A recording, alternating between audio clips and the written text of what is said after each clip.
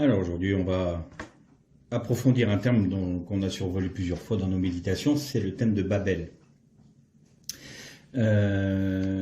Avant d'entamer la méditation d'aujourd'hui, je vais rectifier deux, trois petites choses des erreurs que j'ai commises la dernière fois en parlant. Alors, évidemment, pour ceux qui connaissent pas l'hébreu, c'est passé comme ça. Mais si, par exemple, sur Internet, des personnes connaissant l'hébreu vont se dire, il est fou, lui, il parle de quoi? Alors déjà, Sarah, c'est pas avec un samer que ça commence, c'est par un shin.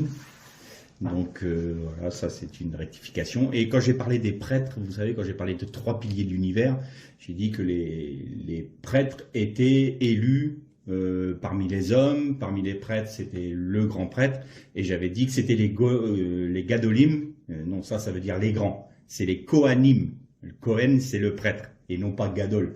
Cohen, mon cerveau est resté sur Gadol, mais quand j'ai dit les Gadolim, j'ai dit les grands. Ça veut rien dire. En hébreu, ça veut strictement rien dire. Donc si quelqu'un a entendu la prédication de la semaine dernière et qui connaît l'hébreu, il va se dire, bon, bah, ce gars-là, il connaît pas de quoi il parle, il sait pas de quoi il parle. Donc voilà, j'avais fait ces erreurs-là, donc je les rectifie. Donc c'est Kohanim hein, pour les prêtres, et Sarah s'écrivait avec un shin. Pour entamer la méditation d'aujourd'hui, on va faire une lecture dans le livre de la Genèse, au chapitre 11, et on va commencer au verset 1. Donc Genèse chapitre 11, verset 1. Or toute la terre parlait un même langage, avec les mêmes mots. Partis de l'Orient, ils trouvèrent une vallée au pays de Shinéar, et ils y habitèrent. Ils se dirent l'un à l'autre, allons, faisons des briques et cuisons-les au feu. La brique leur servit de pierre et le bitume, mais la véritable traduction c'est argile. Parce que là il y a des nuances dans l'hébreu qui nous permettent, parce qu'on parle du bitume avec Noah, qui a enduit la Teva, l'arche, à l'intérieur et à l'extérieur, et c'est kofer. C'est bien dans le sens de pardonner, de couvrir. Et là, en traduisant le même mot, les différents termes, on galvaude une pensée qui est importante. Donc c'est bien de l'argile et non pas du bitume. Donc l'argile leur servit de mortier. Ils dirent encore, allons, bâtissons-nous une ville et une tour dont le sommet touche au ciel, et faisons-nous un nom afin que nous ne soyons pas dispersés à la surface de toute la terre. L'Éternel descendit pour voir la ville et la tour qui bâtissaient les fils des hommes. L'Éternel dit, voilà un seul peuple, ils parlent tous un même langage, et voilà ce qu'ils ont entrepris de faire. Maintenant, il n'y aurait plus d'obstacle à ce qu'ils auraient décidé de faire. Allons, descendons, et là, confondons leur langage, afin qu'ils n'entendent plus le langage les uns des autres. L'Éternel les dissémina loin de là, sur toute la surface de la terre, et ils cessèrent de bâtir la ville. On arrête là notre lecture. Alors ce passage-là, tout le monde le connaît, même ceux qui ne sont pas chrétiens ou juifs ou musulmans. Tout le monde connaît la tour de Babel. Alors évidemment, dans l'imaginaire populaire, on se moque un peu de ce passage-là, comme pour Noé, une arche avec tous les animaux de la terre, une tour qui touche le ciel. On voit bien qu'ils étaient archaïques. Ça, c'est vraiment méconnaître d'une part l'hébreu, et méconnaître aussi les profondeurs que Dieu a cachées à l'intérieur de sa Torah. Bien entendu qu'il ne s'agissait pas d'une tour qui touche le ciel, une tour physique, c'est une évidence. Seulement, les hommes à ce moment-là étaient menés par un homme charismatique, que l'on connaît tous selon le nom de Nimrod, et Nimrod est dans l'eschatologie juive une figure de l'Antichrist à venir. L'Antichrist aura une particularité qui concerne Nimrod, c'est-à-dire un charisme particulier, une aura qui fera qu'il va séduire les peuples et va réussir à les réunir sous son règne, sous son autorité. Et il y a un autre aspect qui est figuré par le pharaon d'Égypte. Et on va faire donc le parallèle avec les deux, et on terminera notre méditation avec le texte du chapitre 18 de l'Apocalypse qui nous parle de la Grande Babylone. Nimrod, en hébreu, veut dire celui qui se dresse contre, ou devant quelqu'un. L'objectif de l'humanité à l'époque, comme l'objectif de l'humanité aujourd'hui, c'est de se faire un Éden à eux, qui soit contrôlé par les hommes, dirigé par les hommes, et où Dieu est mis hors de sa création. Ça, c'était l'objectif. D'où l'idée de la tour. La tour, c'était, on fait un monument qui nous gardera, d'une part, des jugements de Dieu, parce que dans le souvenir, il faut savoir que le moment où les hommes ont bâti la tour de Babel, c'était grosso modo 300 ans après le déluge. Donc, 300 ans après le déluge, ils avaient quand même encore le souvenir de ce qui s'était passé il y a 300 ans. Et nous, on ne veut plus avoir de jugement de Dieu pour nous faire détruire. Donc, on va faire une tour très haute qui nous permettra d'échapper, plus haute que la plus haute montagne, ça nous permettra d'échapper au jugement de Dieu. En cela, ils rejetaient même l'alliance qu'avait fait Dieu avec Noé en disant « Plus jamais je ne détruirai l'humanité par le déluge ». Mais ils rejetaient tout ça. Mais plus encore, ce qui est surprenant, c'est qu'on se dit, mais comment se fait-il que les hommes de l'époque pouvaient être contrôlés ou sous la domination de Nimrod sans qu'il y ait de dissension parmi eux? Il faut savoir que les hommes de l'époque étaient bien plus au fait que nous sur le monde spirituel et la création. Nous, on a tout perdu. On s'imagine, nos sociétés s'imaginent qu'avec nos moyens techniques et nos moyens, notre modernisme, entre guillemets, on est plus intelligent. Non, on a perdu, mais perdu énormément au niveau spirituel. La tradition juive nous dit que quand ils ont creusé les fondations de la tour, Nimrod a retrouvé le livre d'Adam. Et dans le livre d'Adam, il y avait tout. Il faut savoir qu'Adam était un être qui avait une telle dimension spirituelle qu'il connaissait tous les mondes spirituels et tous les mondes inférieurs. Il connaissait les anges, il connaissait les démons, il connaissait la signification, enfin du moins les autorités de chaque ange et de chaque démon. Il connaissait tout cela. Et Nimrod et les hommes de l'époque connaissaient tout ça. Ils savaient. Nous, aujourd'hui, tel ange, on ne connaît même pas les noms des anges. Nimrod avec tous les noms des anges, avec ce sur quoi ils avaient autorité. Idem pour les démons. Et tout ça, notre génération a complètement perdu. Et donc, les hommes se sont dit à ce moment-là, on va faire de Nimrod notre roi, parce que lui connaît tout le monde spirituel. Et nous voulons être dirigés par un homme qui pourra utiliser les puissances spirituelles pour diriger l'humanité. Entre guillemets, nous ne voulons pas de l'autorité de Dieu. Nous voulons mettre Dieu hors de sa création.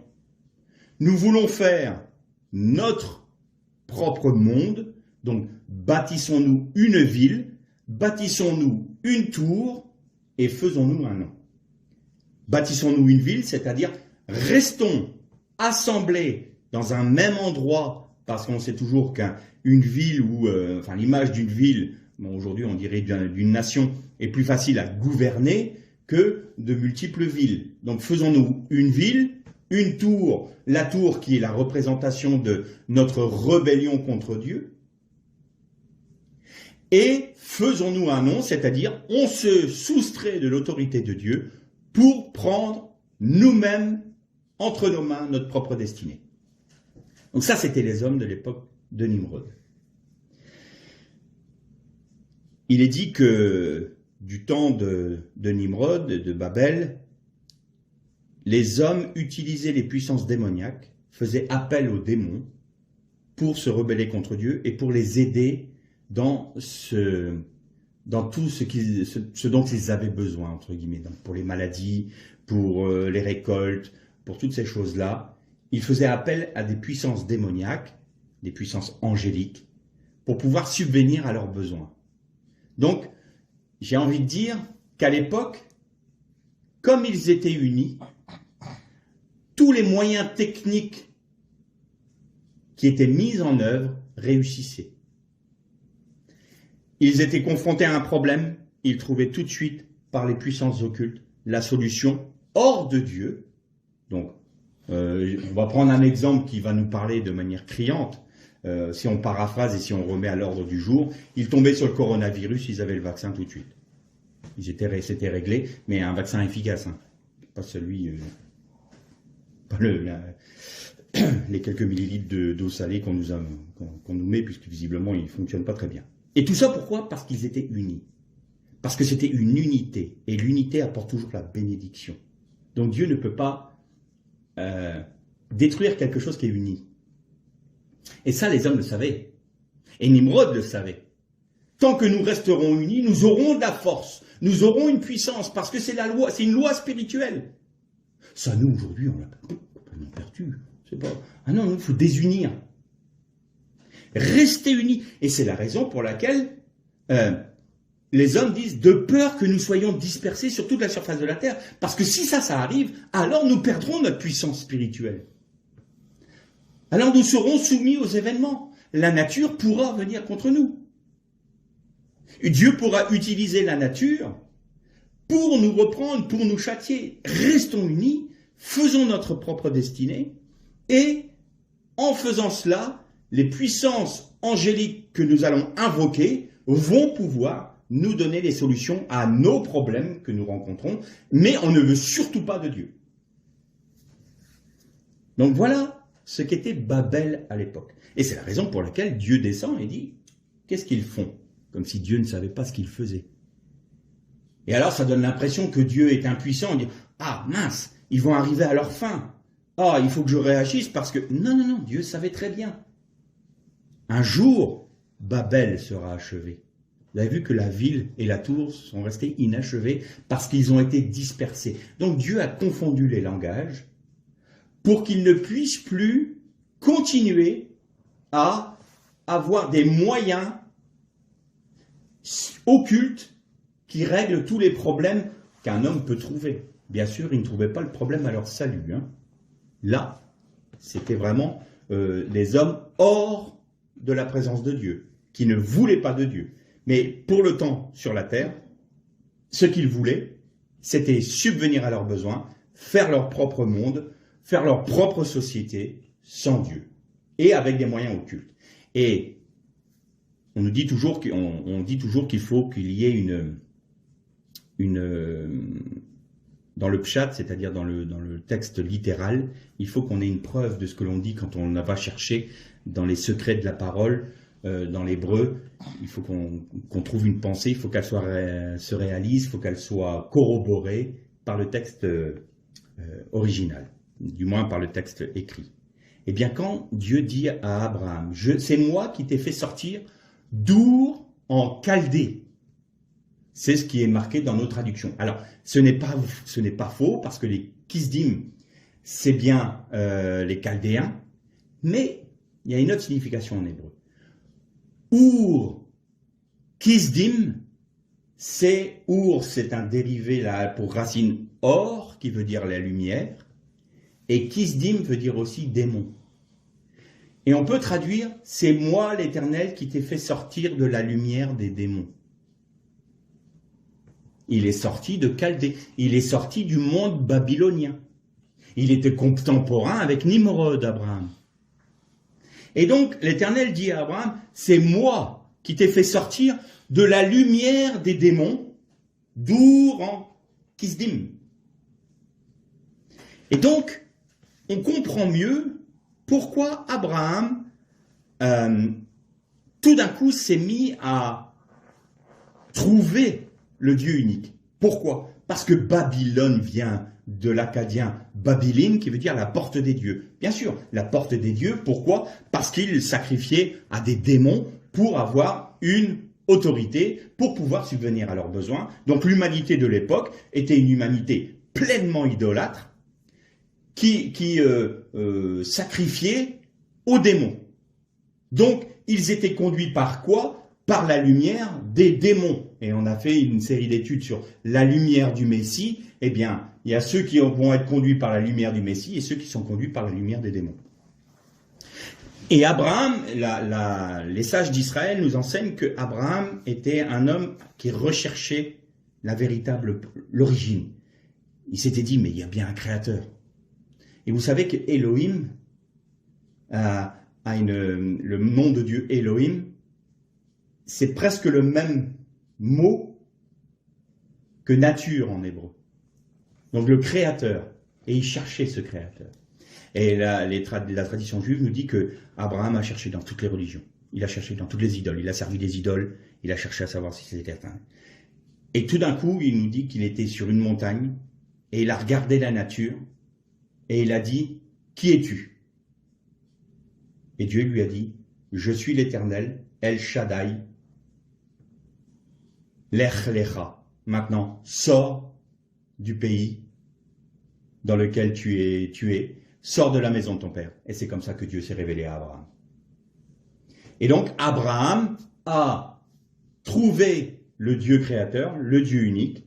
Il a détruit les idoles que fabriquait son père Terach.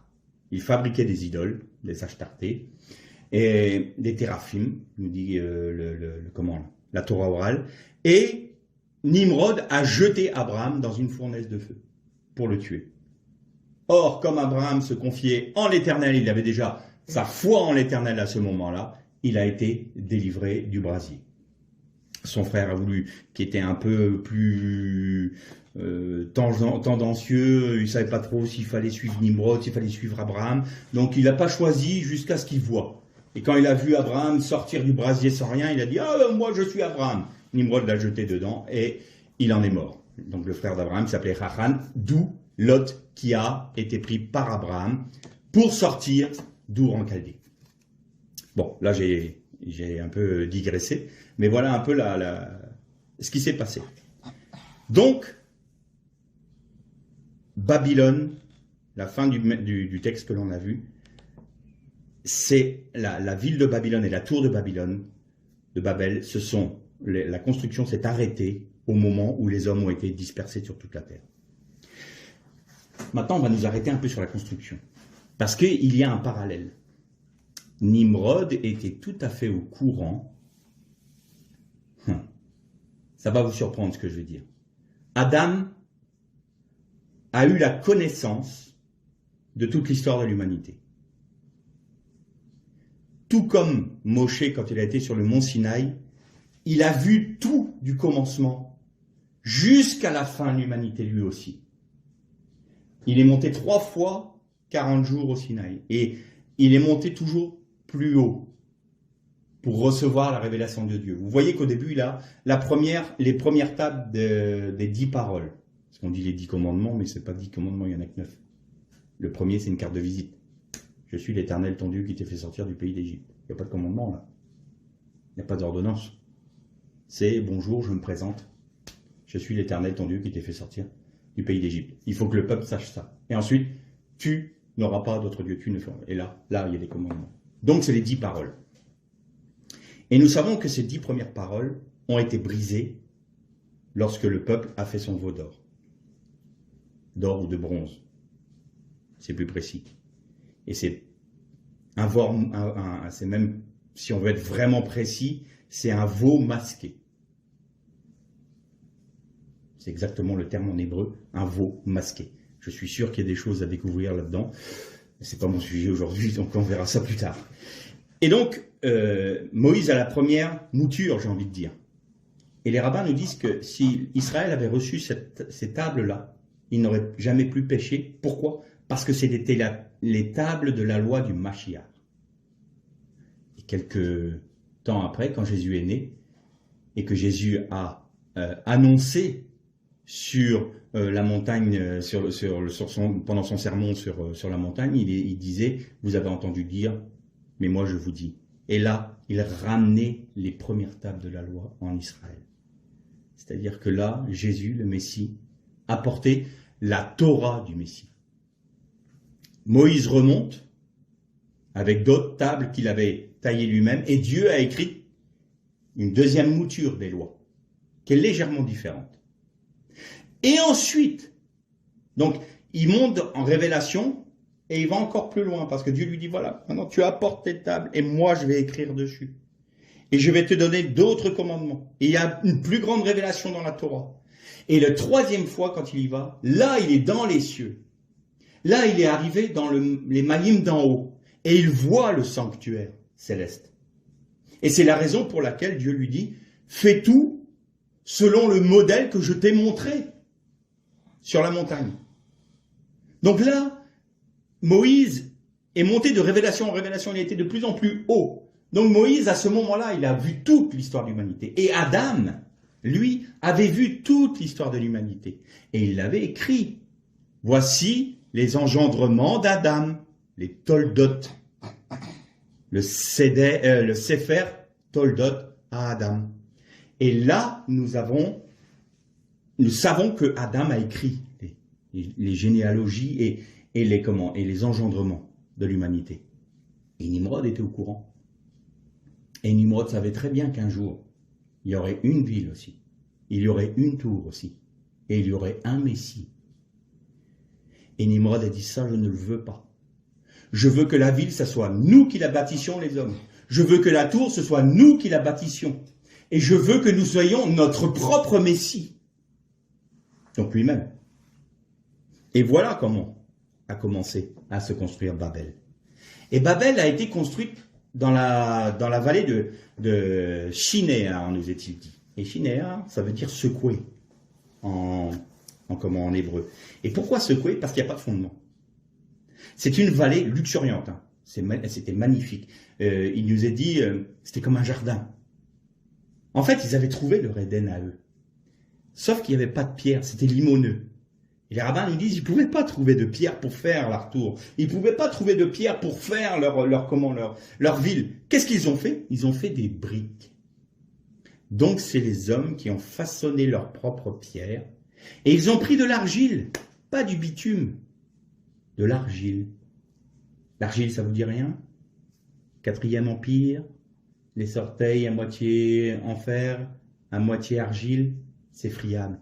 C'est-à-dire que c'est une œuvre qui est faite par la pensée des hommes, qui est faite par la main des hommes, et qui est faite sur la base de l'intelligence de l'homme. Dieu y est mis de côté. Et vous noterez tout le temps dans la Torah que quand Dieu demande à ce qu'on lui bâtisse un autel, il est dit, tu te feras un autel de pierre non taillée. Il ne doit pas y avoir d'outil de fer qui frappe la pierre, parce qu'autrement tu la profanerais. Et on va comprendre pourquoi c'est important l'outil de fer. Et là, donc, l'humanité, hors de Dieu, veut toujours se bâtir des briques, se faire des briques, pour bâtir ses propres monuments et sa propre pensée. Faisons des briques, cuisons-les par le feu, et l'argile leur servit de mortier. Et ils bâtirent. J'ai dit tout à l'heure qu'il y avait un parallèle entre Nimrod et Pharaon. Qu'est-ce que Pharaon demandait de faire au peuple d'Israël? Des briques. Des briques. Il fallait qu'Israël fasse des briques. Pour Pharaon. Parce que Pharaon et Nimrod, c'est pareil. Nimrod, il les a amenés par la séduction. Regardez la connaissance que j'ai. Regardez la puissance spirituelle que j'ai. Vous devez me suivre. Pourquoi? Parce que moi, j'ai la connaissance spirituelle. Je peux faire des prodiges pour vous. Je peux faire des miracles pour vous. Toute ressemblance avec le livre de l'Apocalypse ne serait que pure coïncidence. Et Pharaon, lui, c'est le roi de Misraïm. Misraïm, ça veut dire resserré, restreint, qui contraint, qui enserre. On est enfermé dans Misraïm. Et là, c'est l'autre aspect de l'Antichrist. C'est-à-dire que maintenant, vous devez faire des briques. Je vous ordonne de faire des briques. Et je vous frappe pour que vous fassiez des briques. Et Pharaon se dit en hébreu paro. Et paro, ça s'écrit avec un P, un resh. et un P, un Resh en fait, et un He. Et le P, c'est une bouche. Et littéralement, paro veut dire la bouche qui maudit, la bouche qui blasphème. Toute ressemblance avec des textes de l'Apocalypse ne serait que fortuite. Vous avez vu que l'Antichrist aura une bouche remplie de blasphème. Et Nimrod a le côté qu'est-ce qu'il est puissant, qu'est-ce qu'il est grand, qu'est-ce qu'il est beau. On peut se prosterner devant la bête, on peut se prosterner devant Nimrod. Et les villes sont toujours considérées comme du moins Jérusalem est considérée comme l'épouse. Dans l'avant-dernier chapitre de l'Apocalypse, il est dit « Et voici l'épouse de l'agneau qui s'est parée pour son époux, la nouvelle Jérusalem qui descend. » Eh bien, Babylone, c'était l'épouse de l'Antichrist. C'est-à-dire que ce qu'il faisait là, d'ores et déjà, prophétiquement, c'était de se créer une épouse. Et on retrouve cette épouse adultère, cette épouse infidèle, une prostituée. On retrouve cela dans l'Apocalypse, la prostituée. Donc vous retrouvez tous ces éléments-là dans le livre de l'Apocalypse. Pourquoi? Parce que rien ne change. L'humanité est toujours dans cette pensée de vouloir créer un système hors de Dieu et veut imiter, puisque qui inspire les hommes, si ce n'est Satan, qui lui veut être adoré à la place de Dieu. Satan n'a jamais rien créé. Il ne peut pas créer. C'est une créature lui-même. Par contre, il peut imiter. Et c'est un grand imitateur. Et donc, il veut imiter Dieu. Dieu a demandé à ce que Jérusalem soit la ville sainte. Alors regardez, une ville, Babylone. Une ville, Jérusalem. Une tour, la tour de Babel. Une tour, Jérusalem, une tour, et oui, le Beth Amikdash, le temple, c'était la tour de Jérusalem. C'était le bâtiment, le temple le plus haut de l'Antiquité, le plus grand, le plus majestueux, le temple. Et il fallait un Messie, Nimrod, l'Antichrist, et le Messie, Jésus, que nous connaissons aujourd'hui. Donc vous voyez l'imitation là. Sauf que, faire des pierres, c'est une malédiction. Alors maintenant, on va parler de la construction. J'en ai parlé quelque temps la semaine dernière, mais on va parler de la construction du temple. Vous avez remarqué que dans le texte, on va le lire ensemble, c'est... Alors, je prends mes lunettes. Dans le livre des rois, premier livre des rois, chapitre 6, et on va commencer à partir du verset... On va lire le seul verset 7. Lorsqu'on bâtit la maison, donc le temple, on se servit de pierres toutes taillées, et ni marteau, ni hache, ni aucun outil de fer ne furent entendus dans la maison pendant qu'on la bâtissait. Donc, les pierres arrivaient de la carrière, déjà toutes prêtes. Mais il ne devait pas y avoir d'outils de fer pour construire le temple. Et ce qui est intéressant de noter, c'est que quand vous lisez pendant sa construction, c'est le mot Beitanoru. Et Beitanoru en hébreu a une notion de dire construit dans sa compréhension, selon sa propre compréhension. C'est quand même étrange. Et c'est là où je vous disais qu'il y avait cette notion où le temple était fait comme s'il se faisait lui-même. Vous arrivez, vous prenez des pierres dans la carrière, et hop, elles arrivent tout de suite. Vous pouvez monter le temple. Bâtir le temple. Et pourquoi pas d'outils de fer? Parce que le fer est toujours un métal qui servait à faire les armes. Et le fer est associé à un élément qui réduit la vie. Il raccourcit la vie. Alors que le temple et l'autel de Dieu est toujours synonyme de vie, d'apporter la vie. Et donc il ne fallait pas profaner ni un autel en taillant les pierres, ni en construisant le temple en ayant des outils de métal, de fer, qui étaient, lui, associés à la guerre et le fait d'ôter la vie. C'est la raison pour laquelle il ne fallait pas qu'un outil de fer soit sur les pierres. Mais on retrouve cette même pensée d'autoconstruction, j'ai envie de dire, avec la Ménorah. On en a parlé la semaine dernière, où il est dit que tu prendras un bloc d'or et tu le martelleras jusqu'à en faire sortir un candélabre. Et il y a quand Salomon, donc je survole ça parce qu'on en a parlé la semaine dernière, vous savez que Salomon a demandé la sagesse plutôt que la gloire, la renommée et la puissance, et donc Dieu lui a donné non seulement la sagesse, la plus grande des sagesses de tous les temps, mais en plus, il lui a donné la gloire, la renommée et la richesse. La sagesse, shlomo en hébreu, c'est exactement les mêmes lettres que shlema, et shlema veut dire plénitude.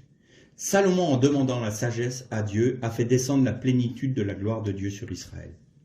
Et donc les hommes qui ont bâti le Beth Amikdash, le temple de Salomon, étaient remplis, eux, de l'Esprit de Dieu, pour construire le temple avec l'Esprit de Dieu. Et donc c'est l'Esprit de Dieu qui a bâti le temple en utilisant les hommes. Vous voyez la différence entre la construction des briques, faisons-nous des briques, cuisons-les par le feu, et ensuite bâtissons-nous une tour.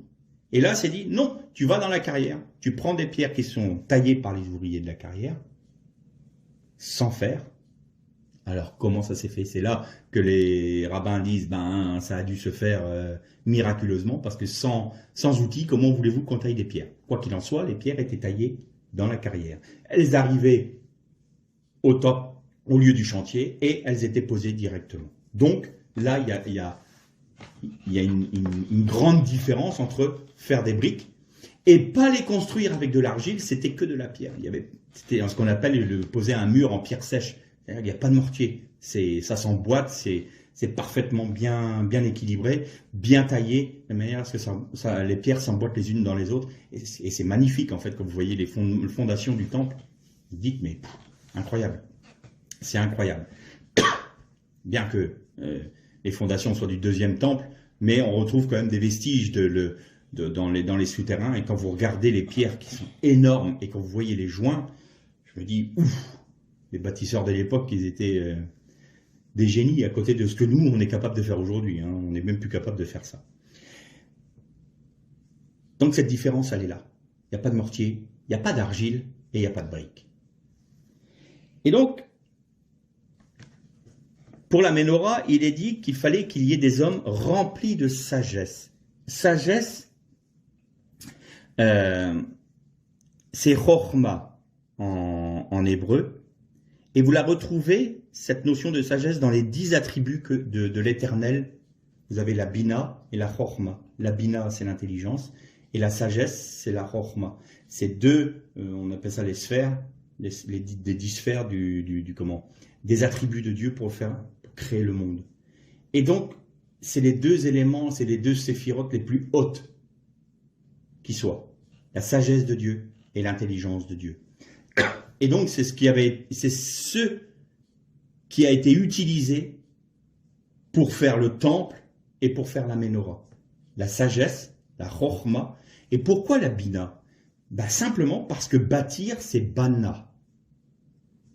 Et bana, vous avez un beit, un nun et un he en lettres hébraïques. Eh bien, vous rajoutez un yod et vous avez bina. Et qu'est-ce que c'est le yod? Le yod, c'est une paume de main, c'est une main.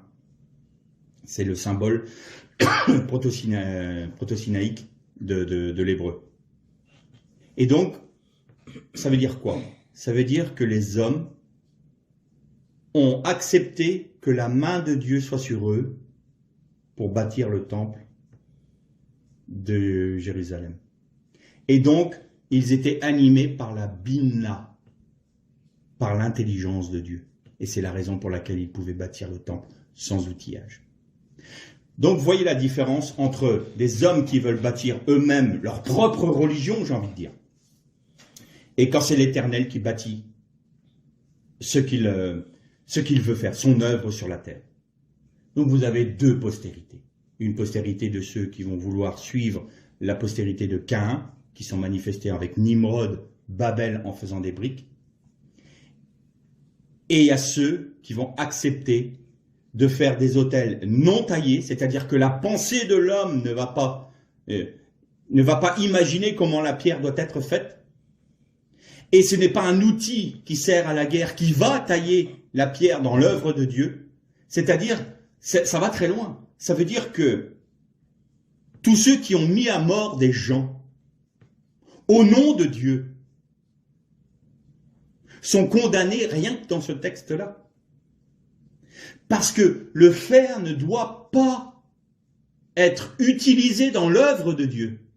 Ce qui réduit la vie ne doit pas être utilisé dans l'œuvre de Dieu. Puisque l'œuvre de Dieu est une œuvre de vie. Donc tuer au nom de Dieu, c'est tailler les pierres avec du fer. C'est tailler les pierres de l'autel avec des outils de fer pour réduire la vie de l'œuvre de Dieu. C'est profaner l'œuvre de Dieu. C'est ça que ça veut dire.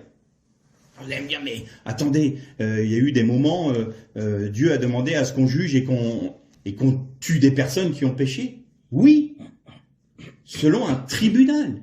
Donc c'est la loi noaïde. Celui qui verse le sang de l'homme, par l'homme, son sang sera versé. C'est la loi que Dieu met.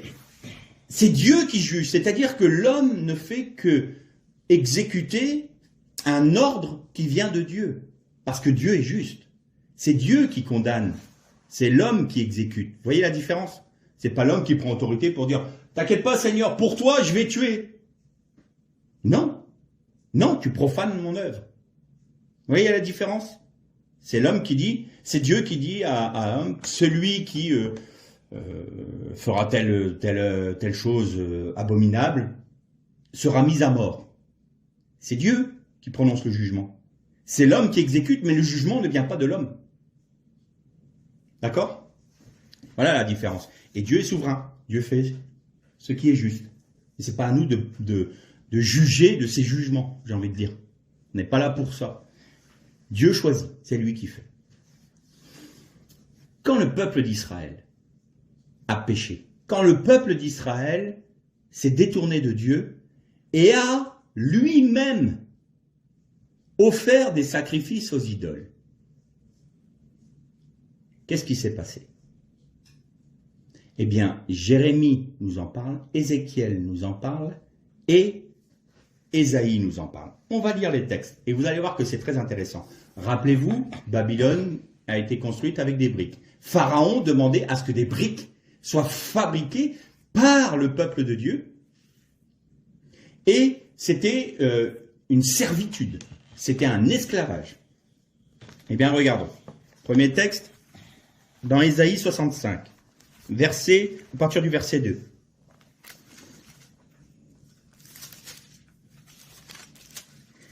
L'Éternel dit, « J'ai tendu mes mains sur tout le jour vers un peuple rétif, qui marche dans une voie mauvaise, au gré de ses pensées. » Ésaïe 65. Je vois qu'Élisabeth... Tu vois où c'est? À partir du verset 2. « J'ai tendu mes mains tout le jour vers un peuple rétif, qui marche dans une voie mauvaise, au gré de ses propres pensées, vers un peuple qui ne cesse de m'irriter en face, sacrifiant dans les jardins. » Donc il sacrifie aux idoles. Et notez ça. Et brûlant de l'encens sur les briques. Sur ce qu'ils ont fabriqué eux-mêmes. Sur les briques. Donc c'est la pensée des hommes. C'est retrouver Babel. C'est retourner en Égypte. Ensuite, autre texte. Ézéchiel, chapitre 4, verset 1. Et toi, fils d'homme, prends une brique. Tu la placeras devant toi et tu traceras une ville. Tu y traceras une ville, Jérusalem. Puis mets le siège contre elle. Construis des retranchements contre elle. Élève contre elle des terrasses. Place contre elle des camps. Et dresse contre elle des béliers tout autour. Vous avez noté? Jérusalem n'est plus sur le fondement d'une œuvre de Dieu. Alors prends une brique, fils d'homme, et dessine Jérusalem sur la brique. Regardez sur quel fondement, maintenant que vous avez profané mon nom, maintenant que vous avez profané ma ville sainte, que vous avez offert des sacrifices aux démons, que vous avez agi comme les gens de Babel, eh bien Jérusalem pour moi, à mes yeux, est comme Babel. Prends une brique, fils d'homme, trace Jérusalem dessus. Et maintenant, fais des retranchements. Prononce la guerre, prononce le siège.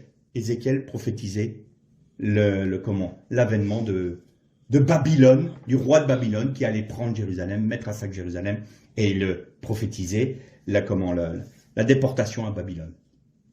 Qu'est-ce que ça voulait dire? Ça voulait dire en fait, vous voulez vivre selon les règles de Babylone. Vous voulez vivre sur des fondements de briques, sur de l'argile. Vous voulez adorer d'autres dieux. Vous voulez utiliser le monde occulte pour vos vies. Très bien. Eh bien, moi, je vais vous envoyer dans la capitale mondiale de l'idolâtrie, qui s'appelle Babylone. Vous allez y aller. Et Jérusalem ne sera plus la ville sainte. Les sages d'Israël disent que les deux villes, c'est les deux villes symboliques dans le monde. C'est pas New York, Paris, tout ça. Pour Dieu, ça n'existe pas. Ça, c'est des villes, c'est soit Babylone, soit Jérusalem. Il n'y en a pas d'autres. Et Babylone, quand elle était à son apogée, Jérusalem était détruite. Quand Jérusalem était reconstruite, Babylone était détruite. Elles n'ont jamais subsisté ensemble dans l'histoire de l'humanité. Quand on regarde l'histoire, vous voyez toujours que quand l'une était à son apogée, l'autre était dans la déliquescence. Et vice-versa. Et donc là, Jérusalem, très bien, tu vas être détruite. Pourquoi? Parce que, puisque tu as offert des sacrifices aux idoles, puisque tu as demandé l'aide des démons, eh bien, maintenant, les fondations de cette ville sont des briques et de l'argile, c'est-à-dire des œuvres friables, eh bien, je vais les détruire. Et donc, Jérusalem sera détruite. On va lire 3 autres textes dans Jérémie. Maintenant, alors, Jérémie,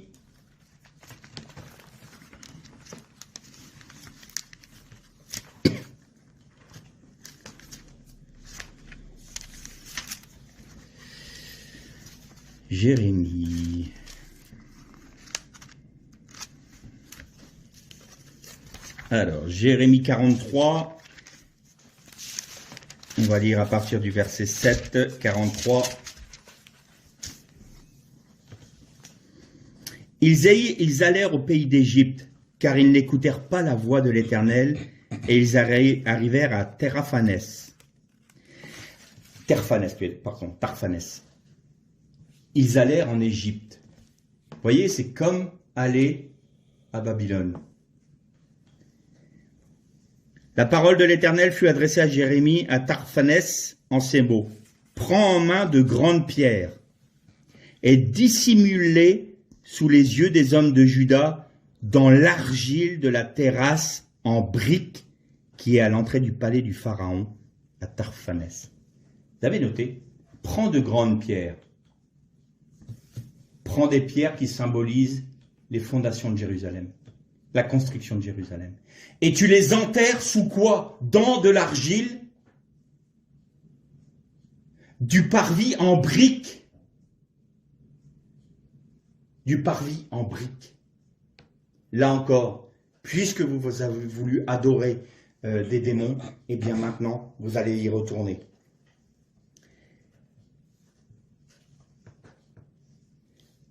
Jérémie 44.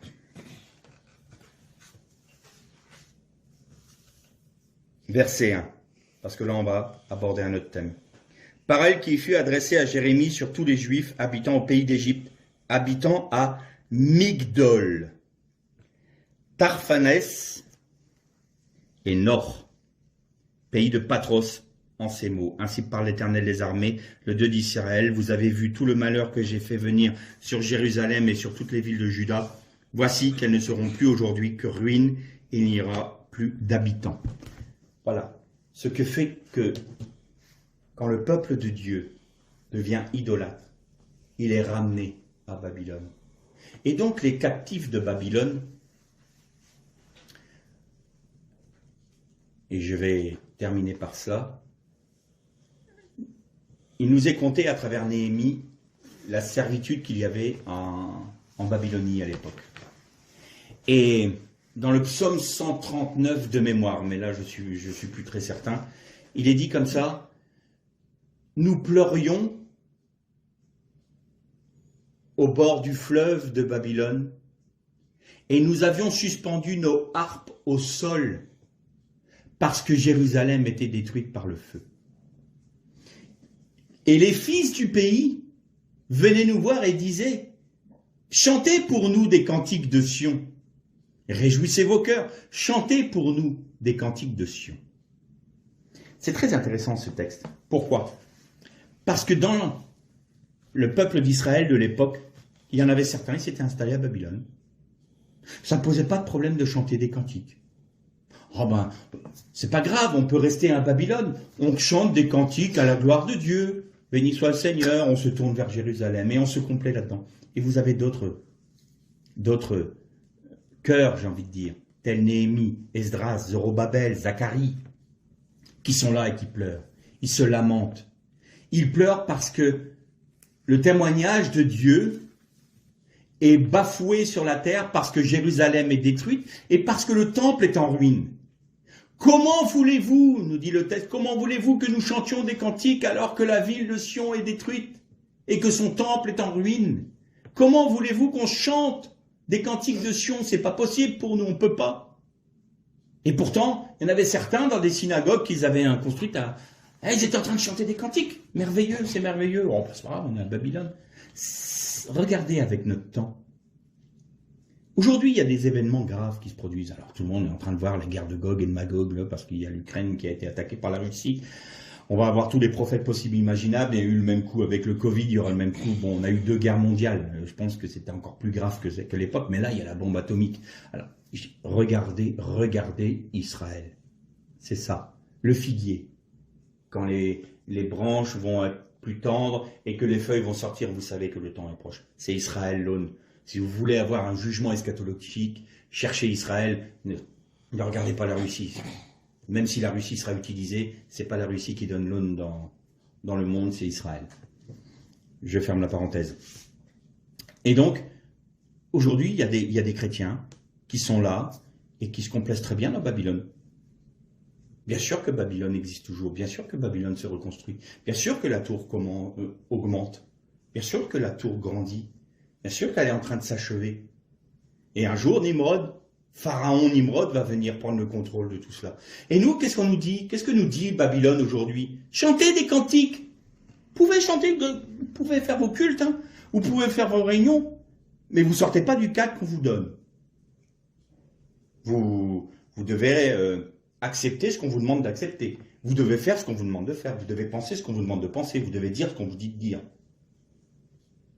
En clair, faites des briques. Faites des briques. Mais surtout, chantez-nous, hein, vous pouvez... Allez, louer le Seigneur. Tant que vous êtes en train de chanter, en train de faire... Excusez-moi le terme, mais c'est plus des cultes qu'il y a maintenant. C'est des fêtes. C'est des cultes festifs. Il y a 3 heures de zim bam boum, dang dang dang, et puis on tape dans les mains, et une demi-heure de prédication, et encore, il faut une prédication soft, hein, faut pas déranger les gens qui dorment quand même, parce qu'après, ça peut réveiller, quand on réveille, ça fait mal. Donc faut voilà, tranquille, puis après on refait du rim dam boum, dang dang dang, et puis c'est magnifique, oh on a loué le Seigneur, oui, chantez à Babylone, tant que vous voulez.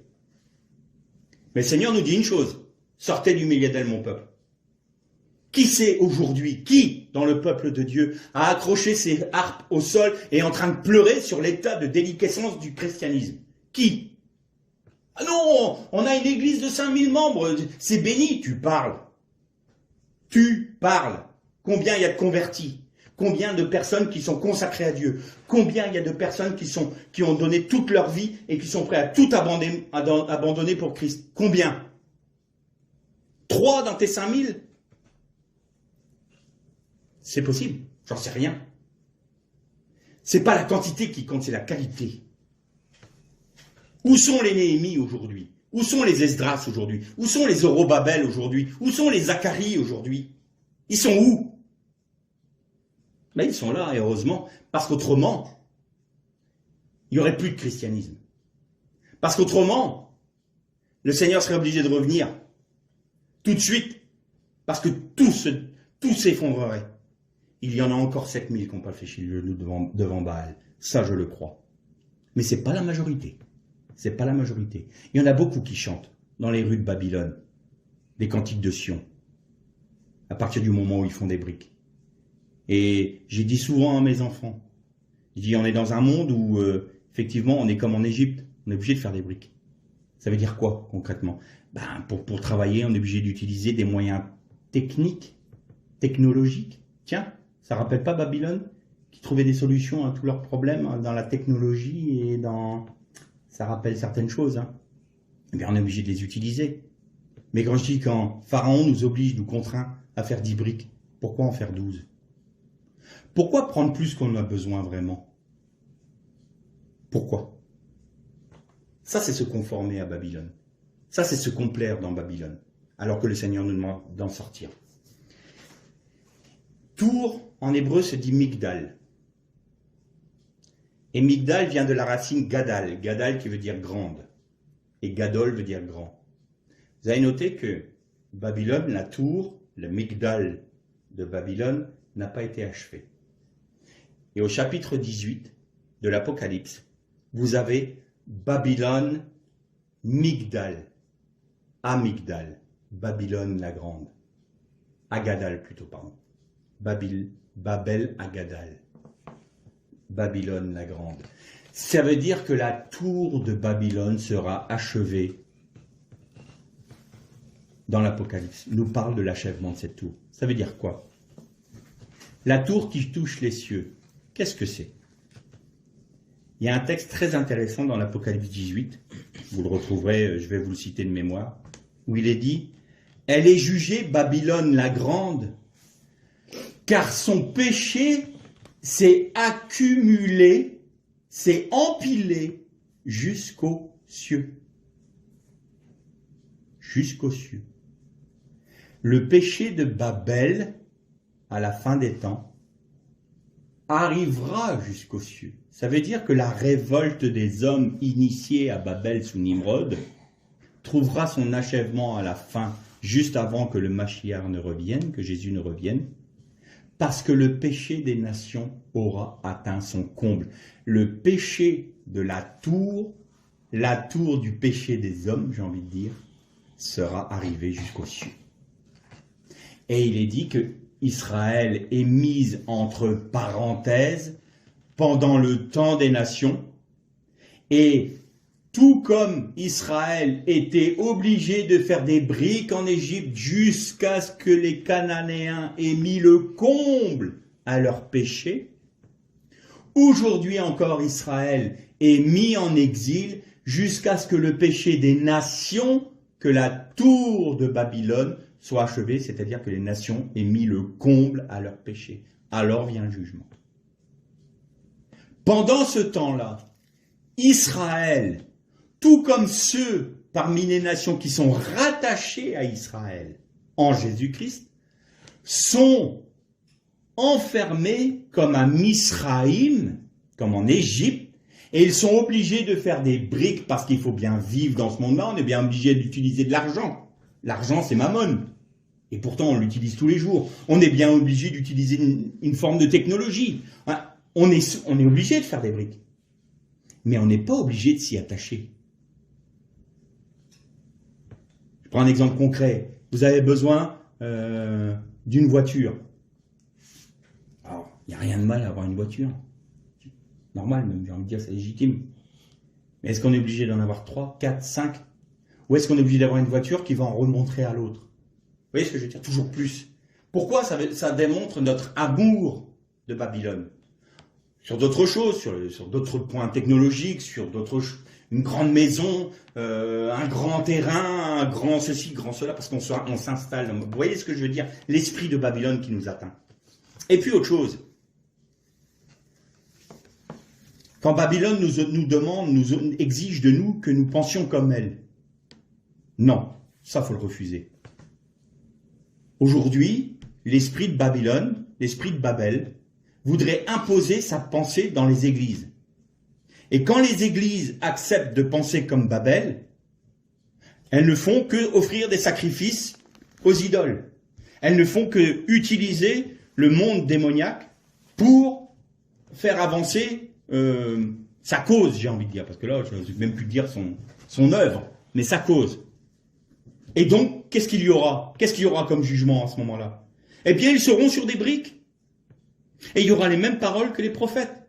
À chaque fois que nous agissons selon nos pensées dans l'œuvre de Dieu, que nous agissons selon nos pensées dans nos propres vies individuelles, nous revenons à Babylone, nous retournons à Babel, nous sommes amenés en exil, nous fabriquons des briques. Nous ne construisons pas une Jérusalem céleste, nous construisons une ville de briques, une ville maudite. Alors que Dieu nous a dit, construisez avec des pierres précieuses, construisez avec de l'or, de l'argent, ma Jérusalem céleste. C'est ça, par vos œuvres. Et alors, qu'est-ce qu'il faut faire? Eh bien, Seigneur, par ton esprit, quand Jérusalem a été reconstruite sous Néhémie, ils sont arrivés, ils ont demandé au roi la possibilité de le faire. Le roi, la bonne main de mon Dieu était sur moi, nous dit toujours Néhémie. J'aime bien cette phrase à chaque fois. Mais la bonne main de mon Dieu était sur moi. Et le roi accepta. Mais la bonne main de mon Dieu était sur moi. Et je pus prendre du bois dans les forêts du roi. Et la bonne main de mon Dieu était sur moi. C'est magnifique ça. La bonne main de mon Dieu était sur moi. Donc, il pouvait, de Banna, il pouvait construire avec la Binna, la sagesse de Dieu. Il y avait le Yud de la main de Dieu qui était sur Néhémie. Et donc, pour bien marquer ça, qu'a dit Zacharie? Zacharie, c'était le prophète qui était avec Néhémie, Esdras et Zorobabel. Zorobabel, c'était l'héritier au trône de Juda. Et Zacharie qui dit, de la part de l'Éternel à tout le peuple qui était revenu à Jérusalem, ni par la puissance, ni par la force, mais par mon esprit, dit l'Éternel des armées. Si nous réalisons que nous sommes à Babylone, si nous réalisons que nous sommes en train de faire des briques pour le système de Babylone, eh bien, il faut sortir de Babylone. Sortez du milieu d'elle, mon peuple. Sortons. Ça veut dire quoi sortir? Seigneur, je ne me conforme plus au monde présent. Mais je ne suis pas capable de construire le temple. Pourquoi? Dans ma vie d'abord. Et plus encore dans mon assemblée. Et plus encore dans la région dans laquelle je suis. Plus encore dans le pays dans lequel je suis. Plus encore sur le continent. Je ne suis pas capable. Mais pas par ma force. Pas par ma puissance, c'est-à-dire pas dans mon corps. Littéralement, c'est ni dans ton corps, ni par la force, mais par mon esprit. Je ne peux pas le faire, je ne suis pas capable de le faire. Mais avec ta binna, Seigneur, et avec ta chorma, avec ton intelligence et ta sagesse, alors je puis tout, par celui qui me fortifie, par Jésus-Christ qui me fortifie. Seigneur, que ta bonne main soit sur moi, de manière à ce que je puisse bâtir dans ma propre vie l'autel du temple, le témoignage de la nouvelle Jérusalem.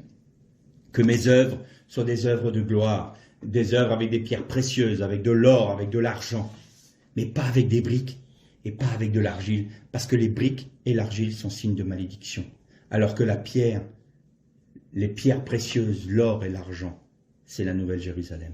Ne soyons pas des enfants de la prostituée, soyons des enfants, nous sommes l'épouse du Christ. Ne soyons pas la prostituée, soyons l'épouse. Ne servons pas Nimrod, servons Jésus. C'est ça l'appel d'aujourd'hui. Pour le monde chrétien dans son ensemble.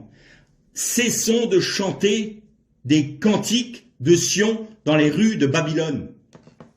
Retournons à Jérusalem. Restaurons l'autel dans nos vies. La première chose que Néhémie, avec ses compagnons, ont rétabli, c'est pas les murailles. C'est pas les portes. C'est l'autel des sacrifices. Il y avait Sanballat, il y avait Tobia qui étaient là prêts à faire la guerre pour les empêcher de reconstruire Jérusalem. Première chose qu'ils font, ils remettent l'autel. Les sacrifices. Ils sont fous. Alors qu'il y a des brèches béantes dans la muraille, il n'y a plus de porte dans la ville, et vous remettez, même pas le temple, vous remettez l'autel des sacrifices. Oui, il faut remettre la croix dans notre vie en premier. C'est la croix en premier, on en a parlé une des dernières fois avec les deux haies. C'est ça qu'il faut, l'obéissance et la grâce de Dieu. Il nous faut rentrer dans l'obéissance. Il nous faut revenir à Jérusalem. Il nous faut sortir de Babylone. Et il nous faut demander la grâce de Dieu, la sagesse et l'intelligence de Dieu pour rétablir l'autel dans nos vies. Si l'autel est rétabli dans nos vies, alors le temple est reconstruit. Si le temple est reconstruit, le témoignage est reconstruit, c'est-à-dire la muraille de Jérusalem. Et les gens qui s'approchent de Jérusalem, ils voient quoi? Ça, c'est Jérusalem. Et à l'intérieur du Jérusalem, il y a le temple, il y a la gloire de Dieu. Si le christianisme aujourd'hui est petit et pauvre, c'est parce qu'ils sont à Babylone. Ils se sont installés. Et donc, qu'est-ce que voient les gens? Oh, encore un bâtiment de briques. On connaît. Pas intéressant. Par contre, s'ils arrivent dans une assemblée, s'ils arrivent voir une personne et qu'ils voient la Jérusalem céleste en lui, la vie du Christ, ils disent, oh, qu'est-ce qu'il y a chez cette personne? Qu'est-ce qu'il y a dans cette assemblée? C'est l'apôtre Paul qui dit, certainement, certainement, Dieu est parmi ces gens-là. Les gens le savent très bien, le sentent très bien. Ils savent si c'est des briques et ils savent si c'est des pierres précieuses. Et ils sont souvent bien plus un non-chrétien, un non-converti, est souvent bien plus sensible à cela que des chrétiens eux-mêmes. Ils arrivent dans une assemblée, ils disent ça c'est de l'ersatz. Pardonnez-moi le terme, mais ça c'est du flan. Ça c'est des briques et de l'argile, c'est pas costaud, c'est pas solide. Une pichenette et le mur tombe. Et ils arrivent dans une assemblée où Dieu est élevé, où l'obéissance est là, où l'autel est sur ses fondements, où le temple est rebâti, où la muraille de Jérusalem est reconstruite, où le témoignage du Christ est vivant. Et ils se disent, oh là, oh, certainement, l'Éternel est au milieu d'eux. La différence entre un christianisme mort ou moribond et un christianisme vivant. Celui où Christ est élevé, celui où Christ n'existe même pas. Alors, si nous sommes à Babylone, cessons de faire du surplus de briques, d'une part pour Pharaon, et ne soyons pas soumis au susurrement de Nimrod, qui essaye de nous séduire par ses artifices, en nous disant « Mais vous pouvez très bien être chrétien, allez, soyez pas extrémistes, allez, un peu de ma pensée, un peu de Babylone, tiens, regarde, t'as vu, ça mange pas de pain, tu peux encore chanter des cantiques, te plains pas, pas de problème, on y va, allez. » Non, on refuse, on sort de l'esprit de Babylone, on sort de la pensée de Babylone. Et si on est obligé de faire des briques aujourd'hui, c'est jusqu'à ce que la tour ait touché le comble, soit ait touché le ciel, que les nations aient mis le comble à leur péché. Alors, quand nous verrons ces choses-là, nous dirons notre délivrance est proche, on arrêtera de mettre des briques. Et je terminerai juste par un point. Si vous prenez tous les jugements des 3 septénaires de l'Apocalypse, vous retrouvez dans ces septénaires-là toutes les plaies d'Égypte. L'exode qui a été fait à bras étendus par l'Éternel pour sortir Israël de l'Égypte se reproduira au temps de la fin pour tout le peuple de Dieu. Israël, l'Israël physique et l'Israël spirituel, celui qui aura été rattaché à Israël. Il y aura un deuxième exode. Et ça, les sages d'Israël nous le disent. Quand il va y avoir la grande délivrance, ils appellent ça la grande délivrance, le Seigneur va faire un deuxième exode. Il va juger Pharaon Nimrod par les mêmes prodiges. Et il sortira son peuple de tout cela. Et il régnera sur son peuple. Vous avez vu qu'Israël devait laisser le Seigneur régner sur elle? Eh bien là, ça sera le cas. Parce que le Messie reviendra. Et il régnera sur Israël et sur le monde entier. Alors, dans ce laps de temps-là, où nous sommes, nous, en Égypte, c'est vrai, on est en Égypte, eh bien, faisons le nombre de briques que l'on est obligé de faire, j'ai envie de dire. Utilisons le système parce qu'on n'a pas le choix. Mais soyons conscients que nous ne sommes pas de ce monde. Vous êtes dans le monde, disait Jésus, mais vous n'êtes pas du monde. Il y a une grande différence entre aimer le monde. Le Seigneur nous délivrera toujours de notre ennemi. Si la pensée du monde est un ennemi pour Dieu, Dieu va nous en délivrer. Dieu va nous délivrer de ça. Mais si nous faisons du monde notre ami, Dieu n'a pas du tout l'intention de nous délivrer de nos amis. On ne sera pas délivré. Parce qu'on aura fait du monde notre ami. Alors, que la pensée du monde, que la pensée de Nimrod, que la pensée de Babel, que la pensée d'Égypte soit notre ennemi. Je n'ai pas dit les hommes, hein, je dis la pensée. J'ai dit ce monde-là, c'est notre ennemi. On n'est pas de ce monde-là. On est du royaume des cieux. Et alors, si on cherche premièrement le royaume et la justice de Dieu.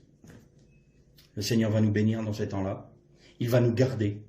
Et il va apaiser nos cœurs dans ce temps d'exil que nous vivons avec Israël, dans ce temps de souffrance et d'esclavage que nous vivons aujourd'hui. Mais c'est pour être délivrés, parce que nous allons être délivrés.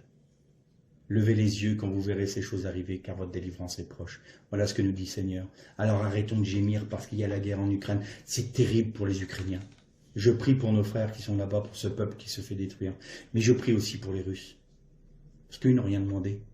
C'est les dirigeants qui choisissent. Allez, on va faire ci, on va faire ça, comme ça. Mais les peuples souffrent pendant ce temps-là.